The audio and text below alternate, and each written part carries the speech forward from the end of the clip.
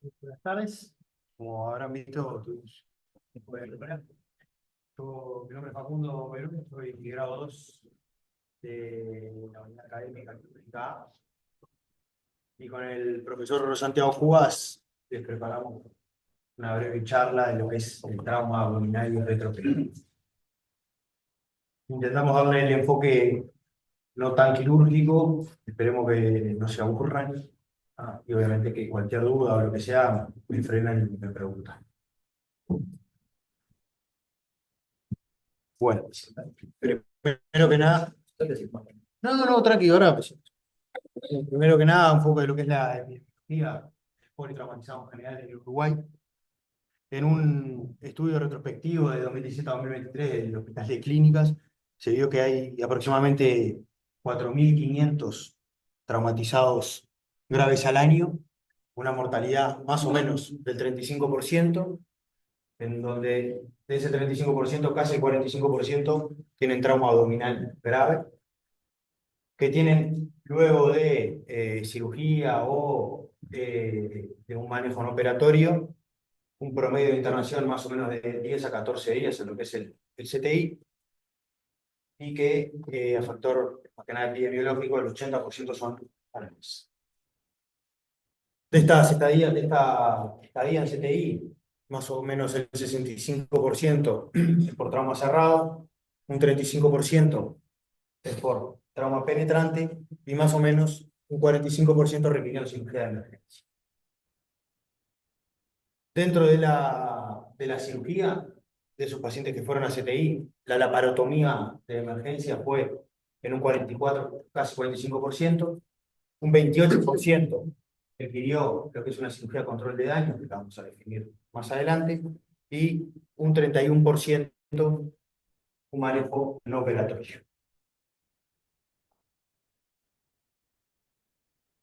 Hay que destacar también que últimamente en el Uruguay hay un claro aumento en lo que son las heridas penetrantes o los traumas penetrantes, ya sea por arma blanca o por arma de fuego.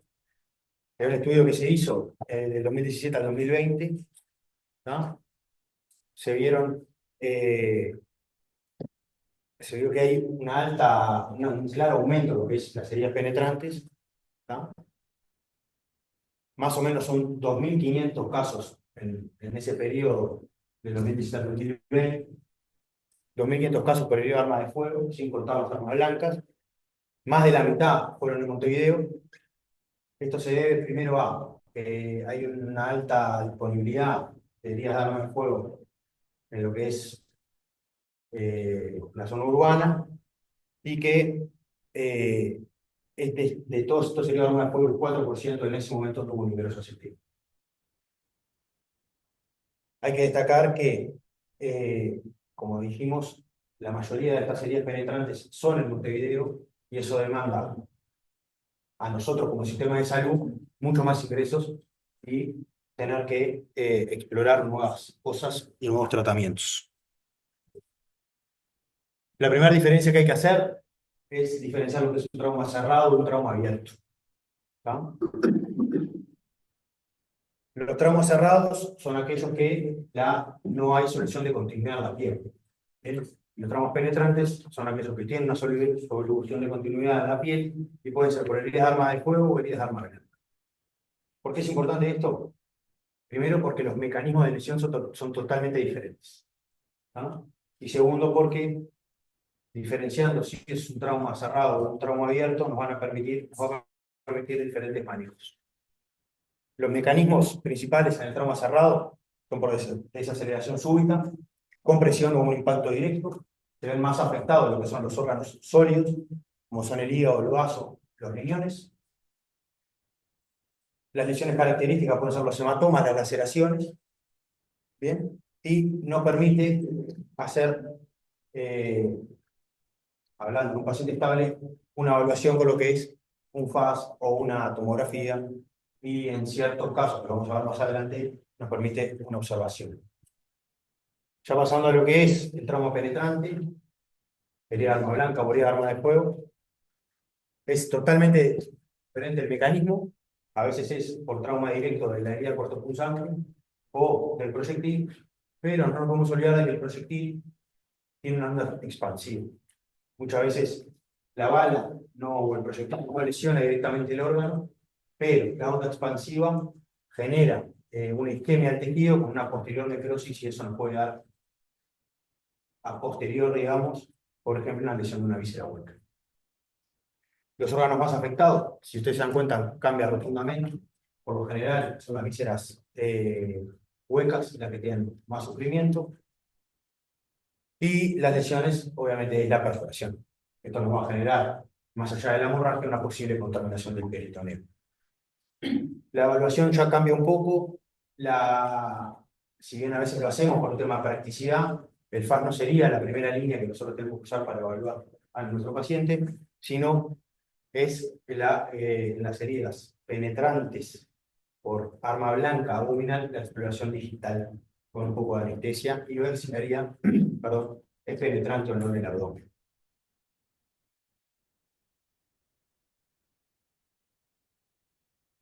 Más allá de que haya que diferenciar si el trauma es cerrado o el trauma es abierto, no nos podemos olvidar que ambos grupos hay que tratarlos como un polarizado. Es decir, como ya saben, en toda la carrera, hay que hacer el XABCD. Bien, brevemente, porque esto ya lo sabemos todos, el X es controlar el sangrado activo externo del paciente, presión, torniquete. La vía aérea, si lo saben por ustedes que yo, pero la inmovilización cervical y ver la permeabilidad de la vía aérea. La B, la ventilación, ver simetrías, asimetrías en el tórax, elementos de presión intratorácica, ocultar. Después tenemos lo que es la circulación. Ahí ya, gracias a que trabajamos en equipo, ya sea en gerencia, en otros lados, ya tenemos por lo general alguien que va haciendo el FAS. Esto nos va a permitir ver o no la presencia de glúteo y si tenemos algún sangrado intraabdominal. El estado neurológico, la escala de Lago, las pupilas, evaluar si tiene movimiento de todos sus miembros y no nos podemos olvidar de la E. Y fundamentalmente esto es para las heridas penetrantes. Siempre que nosotros tenemos, si nos llega un paciente que tiene una herida por arma de fuego, siempre hay que contar los agujeros. Siempre tenemos que saber cuántos orificios de bala hay. Y ahí, determinando por ciertas características, vamos a poder no saber con 100% de certeza, pero vamos a poder incluir cuáles son los edificios de entrada y cuáles son los edificios de salida. Con eso, ¿qué podemos valorar? El trayecto y ver o suponer qué órgano está lesionado.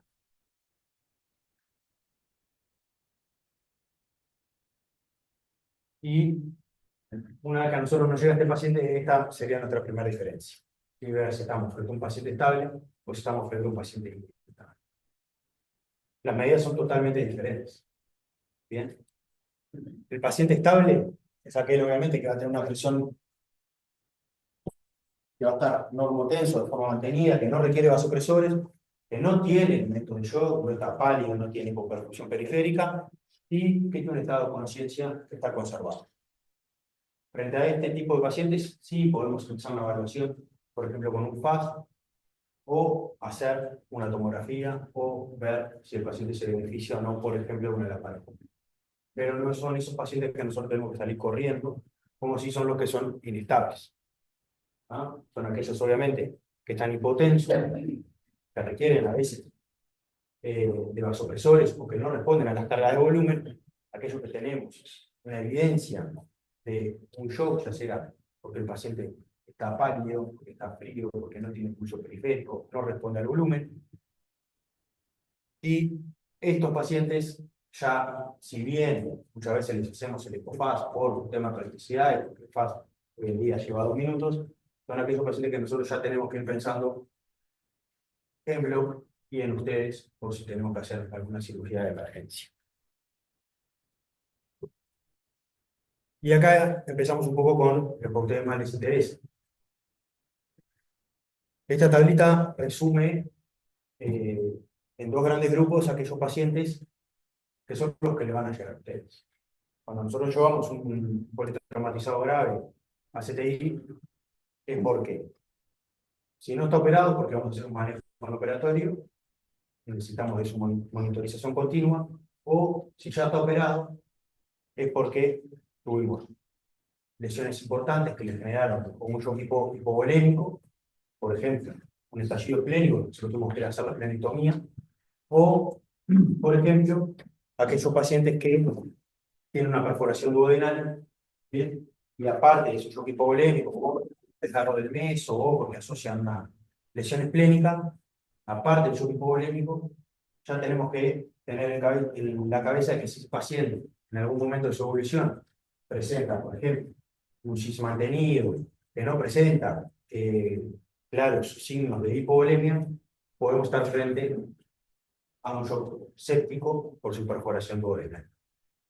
Y básicamente a grandes rasgos, por lo general cuando hay una lesión hepática, esplénica, renal, de grandes vasos o del mesenterio, el shock va a ser fundamentalmente hipovolémico. Por lo general, una vez que nosotros hacemos la resección del órgano de sangre o el packing o lo que haya que hacer en el momento, una vez que el paciente va a CTI y ustedes lo reponen, el paciente mejora. Diferentes son aquellos pacientes que tenemos una lesión de víscera hueca.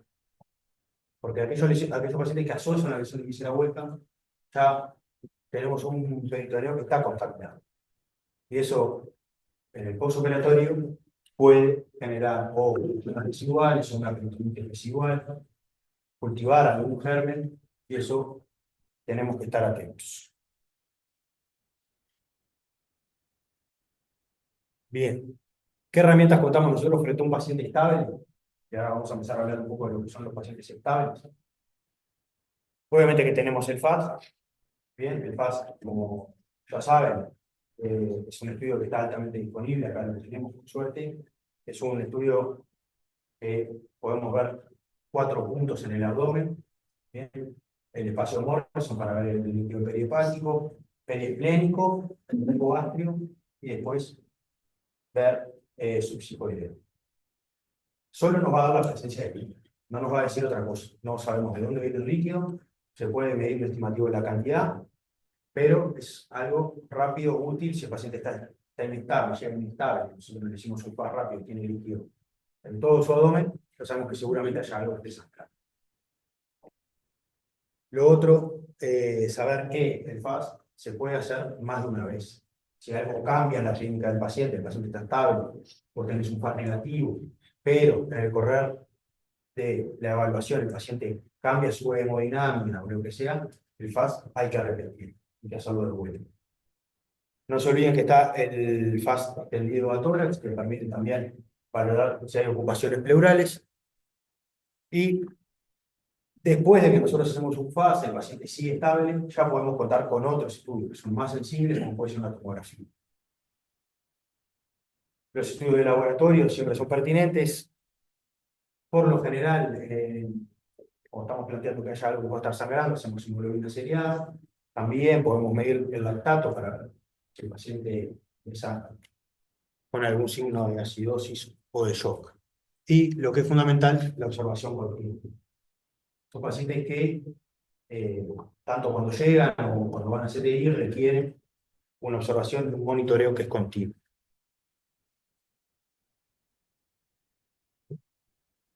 Hablando de lo que es un poco el manejo no operatorio. Y acá es donde ustedes para nosotros son fundamentales. El manejo no operatorio está fundamentalmente centrado en lo que son traumas cerrados. Vamos a ver que hay algunas excepciones de trauma abierto, en la cual se puede realizar, pero por lo general está destinado a lo que son traumas cerrados. ¿Bien? Y no es para cualquier paciente. Tiene que ser, obviamente, un paciente que esté estable. Que es un paciente que ya se presenta al inicio con una inestabilidad, no son candidatos a manejo. ¿Qué necesitamos para poder hacer un manejo no operatorio?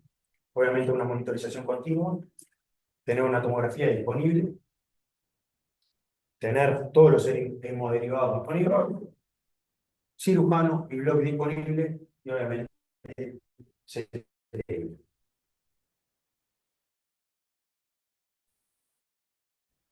podrían tener indicación de un manejo no operatorio, no lo tienen porque no cuentan con alguno de estos requisitos.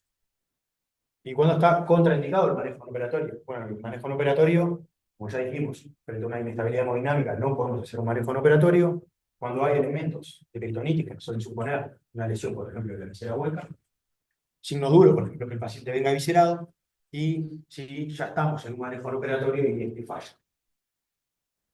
¿Bien?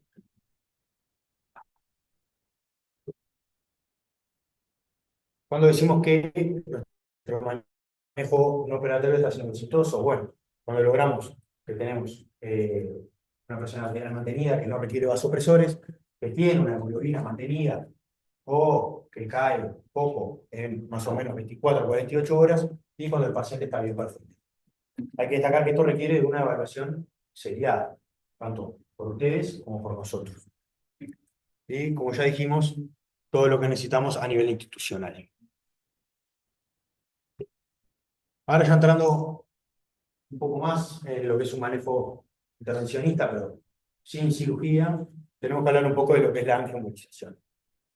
La angioembolización tiene sus indicaciones precisas, está fundamentalmente indicada en aquellos pacientes que también tienen una estabilidad hemodinámica, está fundamentalmente usado en lo que es los traumas hepáticos, necesitamos hepáticos en pelvis, también está indicado. Por lo general, necesitamos que la TC, la tomografía, nos evidencie lo que es un sangrado activo. También está indicado en aquellos, por ejemplo, pseudoaneurismas o fístulas arteriovenosas. Hay que destacar que no está disponible en todos los centros. Muchas veces con este tipo de pacientes lo que se intenta es una reposición con hemoderivados, un control seriado de la hemoglobina y ver cómo evoluciona el paciente. Obviamente que si el paciente con toda la transfusión, el control, persiste con una caída de la hemoglobina, tiene indicación sin duda de una linfocitosis. También puede tener indicación, por ejemplo, un trauma grande hepático que nosotros por inestabilidad decimos hacer lo que es un packing hepático, y en el postoperatorio el paciente sigue presentando sangrado. Nosotros con el hígado no tenemos muchas herramientas más que el packing, se pueden hacer hepatectomías, pero son raras, pero frente a un sangrado que nosotros no podemos llegar de forma quirúrgica, sí se puede llegar por la embolización. Además está decir que está contraindicado cuando hay elementos, o sea, no contraindicado, pero primero se debe resolver, por ejemplo, si hay una perforación de visera hueca asociada. Primero se resuelve la perforación de la visera hueca, se contemporiza con un packing, con lo que sea, y después se hace la embolización.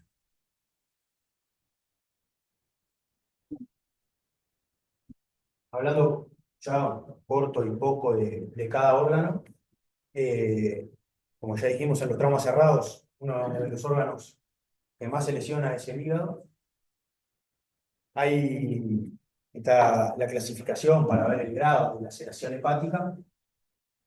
Si bien está escrito que frente a una laceración 4 o 5 habría una indicación de cirugía, nosotros siempre nos tenemos que basar en cómo está el paciente. El paciente está hemodinámicamente estable, por más que nosotros veamos la tomografía tenga un hígado con mucha laceración, o que está, por ejemplo, muy lastimado, hematoma, laceración grande, pero el paciente está estable, es preferible hacer un manejo no operatorio, si tenemos la posibilidad. El hígado, con el manejo no operatorio ya lo hablamos, y con la cirugía lo único que nosotros podemos hacer es el packing hepático. El packing hepático consiste básicamente en que nosotros, una vez que incidimos en el abdomen, hicimos la mediana, vamos a encontrar un hemoperitoneo y lo que vamos a hacer es vamos a poner compresas arriba y compresas abajo del hígado. Y luego se cierra la pared abdominal o se puede confeccionar lo que es un vacuum. Vamos a hablar un poquito más adelante. El packing hepático, el paciente queda con las compresas adentro, por lo general son 5 o 6 compresas, y es importante que ustedes lo sepan por dos cosas. Uno, porque por detrás del hígado está acá, entonces muchas veces nosotros en el afán de apretar, que quede bien apretado todo el sangrado, terminamos comprimiendo la cava, y o sea, vamos a disminuir el retorno venoso, y segundo, que la presión intraabdominal ya se va a ver aumentada, porque parte de todos los órganos, nosotros estamos agregando más cosas. La imagen, no sé si se ve, profesor. Bueno, en la imagen de la izquierda, esta flecha no es de acá, ¿no? Se pueden ver, este es el hígado, como tiene una enorme laceración de casi todo el hígado derecho, y asocia también lo que es hemoperitoneo. ¿Bien? Si nosotros vamos a la clasificación, seguramente únicamente por la clasificación de la AST, este paciente habría que haberlo operado. Nosotros no lo operamos, el paciente siempre estuvo estable, se hizo un manejo no operatorio y el paciente anduvo bien. En lo que es la foto de la derecha ya vemos lo que es otra laceración, que es un poco más central, ¿no? Que no tiene, por ejemplo, ni hemoperitoneo ni fuga de contraste. Otra laceración hepática. Este paciente tiene hemoperitoneo perihepático y a su vez tiene hemoperitoneo periesplénico. También se hizo un manejo no operatorio con la particularidad de que en este paciente, por la cantidad de hemoperitoneo, se hizo una laparoscopía, se lavó el peritoneo para sacar el hemoperitoneo y luego con el hígado no se hizo nada más y anduvo bien. En la foto de la derecha, como pueden ver, es un paciente que tiene en el segmento 4 hepático una gran laceración, que sería lo más gris, con hemoperitoneo, y esta mancha que ustedes ven, está con el círculo rojo, es la fuga de contraste. Este paciente tenía una laceración hepática central con una fuga de contraste, que, si no me equivoco, se hizo una desembolización. Hablando de lo que es un poco más del vaso, es el mismo concepto. Tiene también su clasificación. Está indicado que en laceraciones 4 o 5 tienen indicación de cirugía. Si bien está escrito, nosotros nos seguimos basando en lo que es la hemodinámica. El paciente presenta una laceración chica o si presenta otra lesión asociada, pero está inestable, vamos a ir operando y seguramente, en este caso, sí hagamos lo que es la esplenectomía, la resección del vaso. Están descritas lo que es, por ejemplo, la esplenorrafia, es decir, tratar de hacer hemostasis, ya sea con un punto o colocar alguna malla para que el vaso no sangre, pero por lo general lo que hacemos es la esplenectomía.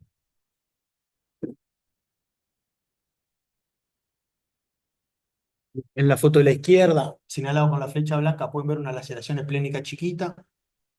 En la foto de la derecha también tiene otra laceración esplénica con un poco de hemoperitoneo. Son todos pacientes que se realizó manejo no operatorio y que por suerte anduvieron bien. Y ya en esta última foto, sí, esta última foto tenemos el vaso y como ven tiene un estallido esplénico, ¿no? Este paciente se le realizó una esplenectomía. Bien, con respecto a lo que es el riñón, que es el otro órgano macizo frecuentemente afectado en lo que es el tramo cerrado, es lo mismo, tiene su clasificación, en los grados 4 y 5 también está indicada la cirugía, pero cada vez se intenta ser más conservador, ¿bien? Y por lo general responden bien a un tratamiento con un manejo no operatorio. También podemos ver en ambas imágenes, en la de la izquierda, el riñón con su laceración, perdón, la calidad quedó medio feo, y un hematoma perirrenal, y en el derecho el riñón con su laceración y todo el hematoma perirrenal con una fuguita de contraste. Bien, y bueno, y luego como otro órgano macizo tenemos lo que es el páncreas. El páncreas, hay que destacar que no es de los más frecuentemente afectados. De hecho, es poco frecuente que tengamos una lesión pancreática. Existen, también tenemos su clasificación, pero con el páncreas tenemos la particularidad de que el páncreas, si nosotros sospechamos que tiene una lesión del conducto pancreático principal, del Wilson, tenemos liberación, obviamente, de enzimas pancreáticas. Y eso ya es bastante más complicado de lo que es, por ejemplo, la lesión a nivel hepática o clínica. Es más difícil lograr un manejo no operatorio en estos casos por la secreción de enzimas pancreáticas. Si bien a veces logramos que con un manejo no operatorio y con que no tengan el hueso lesionado, se forme alguna colección, como pasa en la pancreatitis, y lograr, por ejemplo, algún drenaje o por tomografía o por ecografía. Con respecto a la cirugía, como ustedes saben, el páncreas, nosotros a fines prácticos lo dividimos en todo lo que es cabeza y cuello y cuerpo y cola. Si nosotros a una sección pancreática de la cola, del cuerpo y la cola, ahí realizamos lo que es la resección, la pancreatectomía distal. Es más difícil cuando tenemos una lesión de lo que es la cabeza del páncreas, porque la cabeza del páncreas está obviamente soldada a lo que es el duodeno, entonces no podemos solo realizar la resección de eso, ¿no? Y ahí ya hacer lo que es una resección duodenal más una resección pancreática, ya es una cirugía demasiado grande para un paciente que seguramente no esté estable. Acá lo que podemos ver en la imagen de la derecha, es una sección del páncreas que se ve, y a izquierda un hematoma a nivel de lo que es el cuello del páncreas. Por último, para ir finalizando con lo que son los órganos, bien no es muy frecuente la lesión de víscera hueca en el politrauma cerrado, en el trauma cerrado, sí es muy frecuente lo que es el trauma penetrante. Cuando ya hablamos de lo que hay de que hay una perforación de víscera hueca, ya tenemos que estar pensando que nuestro peritoneo va a estar contaminado. ¿Bien? Y son pacientes que requieren sí o sí una cirugía. ¿No? Entonces, si nosotros estamos frente a un paciente que está estable y lo podemos estudiar, seguramente le pidamos una tomografía. La tomografía obviamente vamos a ver neumoperitoneo. También se puede ver la pared del órgano que está en continua. No nos podemos olvidar de que si vemos un sector de la pared rosado, eso puede ser un sector de hematoma o puede ser un sector de isquemia. Y cuando nosotros realizamos la cirugía en estos pacientes, si el paciente está estable, intentamos o hacer la resección del órgano con una anastomosis o directamente una rafia y reparar lo que es el órgano.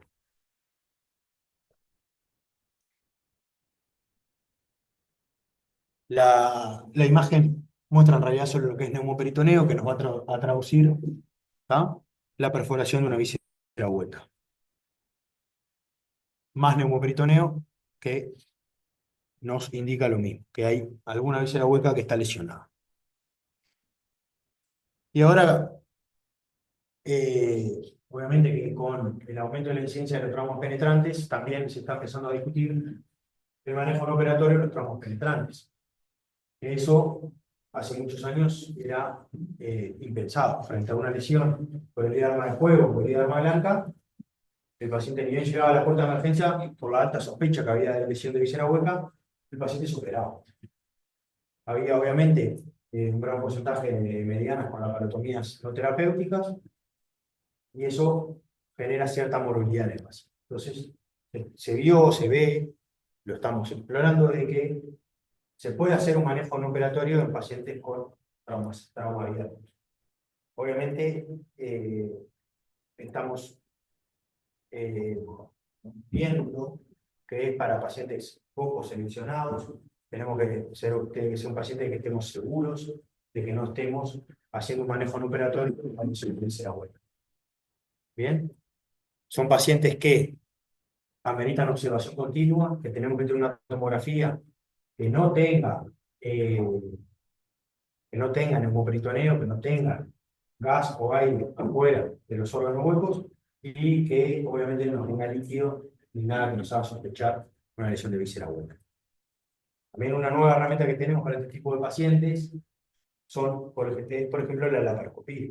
Muchas veces llega el herido de arma blanca en abdomen, que no nos queda claro si es una herida penetrante o no.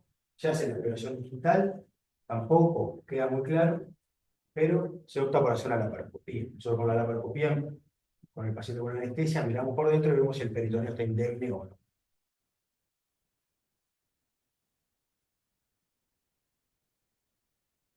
Bien, hablando un poco ahora de lo que es el retroperitoneo. Bien, el retroperitoneo para nosotros es una región bastante tediosa, es una región que no tenemos mucha accesibilidad con el examen físico y que no tiene mucha serología. Bien, tenemos en lo que es el retroperitoneo un sector del páncreas, el duodeno y toda la pared posterior de lo que es el marco cólico. Los riñones, los grandes vasos, y podemos dividir el retroperitoneo en tres zonas. La zona 1, que es la zona central, que es donde están los grandes vasos, la cámara de la aorta. Zona 2 a derecha y zona 2 a izquierda, que fundamentalmente están los riñones y los riñones, los uréteres, y después la zona 3, que es la zona pélvica, donde tenemos los vasos ilíacos. Hay quienes también describen una zona 4, que es la retrohepática. ¿No? Bien, entonces, para nosotros es un desafío diagnóstico. Nuestro estudio más confiable en estos casos, siempre frente a un paciente estable, es la tomografía de tórax con contraste y requiere de nosotros un alto índice de sospecha. Bien, como ya dijimos, tiene una clínica que es poco florida, a veces simplemente con dolor lumbar, equimosis, fiebre, nosotros ya tenemos que sospechar de que tengamos algo en el retroperitoneo. Hablando de lo que es propiamente los hematomas de cada zona, la primera diferencia que tenemos que hacer es si estamos hablando de un paciente con un trauma abierto o con un trauma cerrado.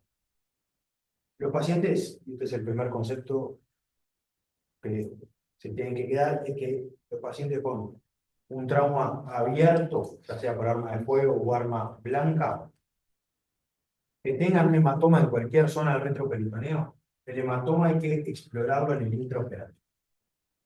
No es válido que venga un cirujano a ustedes y les diga, no, es un herido arma blanca, arma de fuego, tenía un hematoma en zona 2, pero no lo exploré porque no la tiene, no expande. Ese concepto se guarda para lo que es el trauma cerrado. ¿No? En el trauma cerrado, sí hay hematomas que nosotros estamos habilitados a no explorarlos. Pero en el trauma abierto, eso no es así. Entonces, si el día de mañana uno de nosotros viene y le dice, no, es un herido arma blanca, tiene un hematomita chiquito de zona 2, pero no lo exploré, ojo, porque eso está mal y seguramente, o puede que no, pero capaz que si usted tiene una fuente de sangrado, la fuente de sangrado puede estar ahí. Hablando sí de lo que es ya de los traumas cerrados, los, los hematomas, los hematomas de zona 1, si laten expanden, hay que explorarlos, lo mismo con los de zona 2 y zona 3. ¿Cuál es la diferencia? Que los de zona 1 por lo general los exploramos siempre. Está la cava, la aorta, por más que el trauma cerrado, los exploramos. Los de zona 2, es decir, los renales, básicamente, solo si laten expanden. Y los de zona 3, en general, no los abrimos. Una vez que nosotros nos ponemos a explorar el hematoma, no podemos controlar la fuente de sangrado. Entonces, por lo general, ahí optamos por ejemplo, hacer un packing preperitoneano.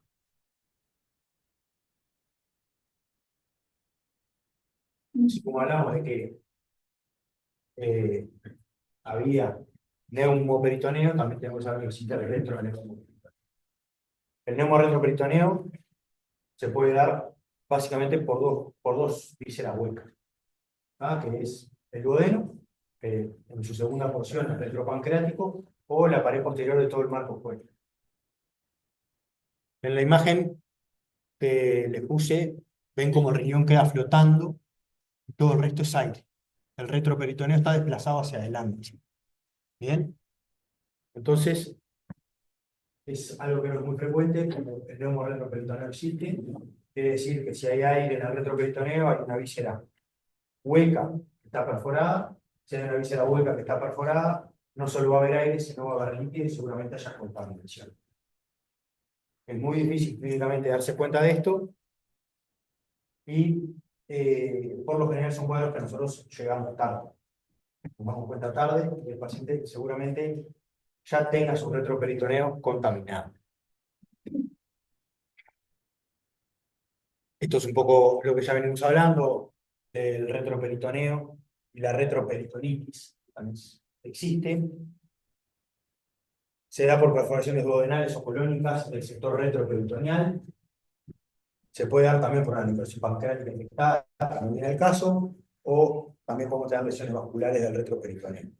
La presentación clínica es tardía, y eso nos hace a nosotros llegar tarde, nos da un dolor que es profundo, que es persistente, y por lo general, elementos de CIRS. Es altamente mórbido y mortal cuando nosotros tenemos afectado con contaminación lo que es el retroperitoneo. Y con respecto al manejo, requiere antibióticos de amplio espectro y por lo general requiere múltiples cirugías para que nosotros podamos lavar el retroperitoneo y lograr que no quede contaminado.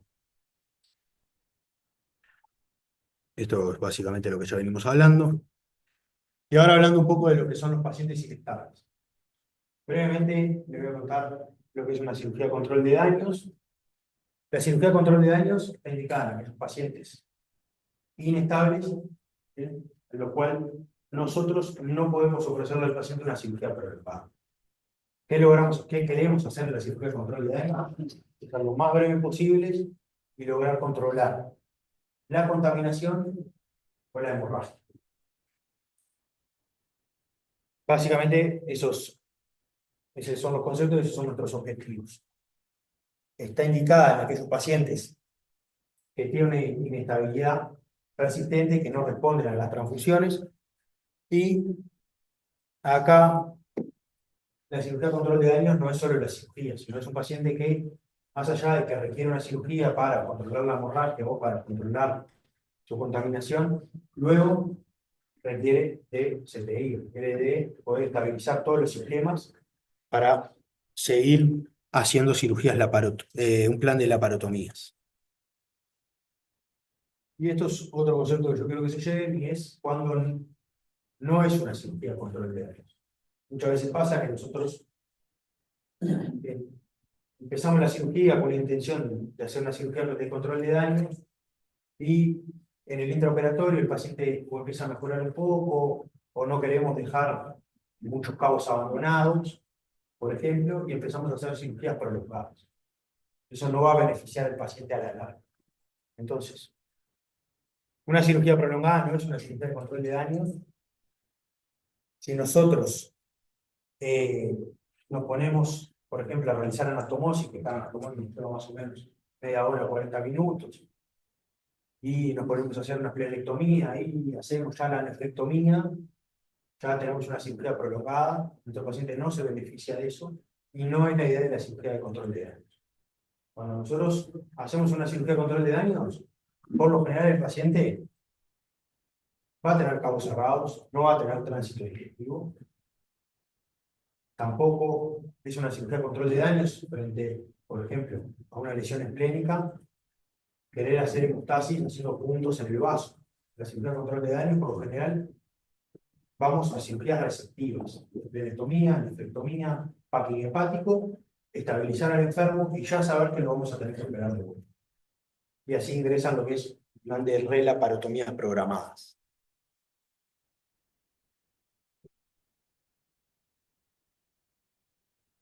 Cuando el paciente entra en un plan de lo que es relaparotomías programadas, nosotros usamos mucho lo que es el vacuum o el vacuum pack. El vacuum es un sistema de abdomen abierto. Lo que hacemos es, ponemos un nylon que está en contacto con las vísceras para que las compresas no se peguen a las vísceras.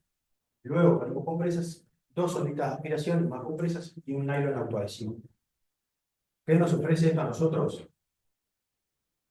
Primero que podemos controlar por el gasto del vacuum, por ejemplo, si hay algún sangrado o si tenemos contenido bilioso frente al video, que nos haga sospechar de que tenemos una lesión visceral que no vimos.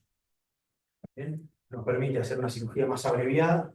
El cierre de la pared abdominal más o menos nos lleva 20 minutos, media hora, entonces media hora menos de cirugía. Y nos permite a nosotros, que ya sabemos que tenemos que hacer una regla parotomía, no tener que abrir de vuelta la media. Entonces, cuando nosotros confeccionamos el vacuum, también tenemos que tener en cuenta lo que es la presión intraabdominal, que creo que les van a dar una charla más tarde. Como ya saben, la presión intraabdominal va desde hasta 5 milímetros de mercurio, si no me equivoco. Mayor a 12 ya podemos decir que tenemos una pía aumentada. Y tenemos que empezar a hablar de lo que es síndrome compartimental o una hipertensión abdominal cuando ya tenemos una pía mayor a 20. Entonces, cuando el paciente tiene un vacuum, el paciente va a tener la vía aumentada. ¿Bien? No se olviden que el vacuum es un sistema de aspiración. El sistema de aspiración va a conectar una aspiración central que va a aumentar la presión intraabdominal. Entonces, lo otro que es importante en estos casos es ver si la pía, la presión intraabdominal está aumentada solo por lo que es el sistema de vacío y el sistema de vacuum, o si tiene algo más que tengamos que, por ejemplo, abrir el vacuum. ¿Bien? Siempre es importante ver que el vacuum esté funcionando. ¿Cómo nos damos cuenta? El vacuum queda duro. Cuando nosotros conectamos aspiración, las compresas que quedan abajo del negro están duras. ¿Bien?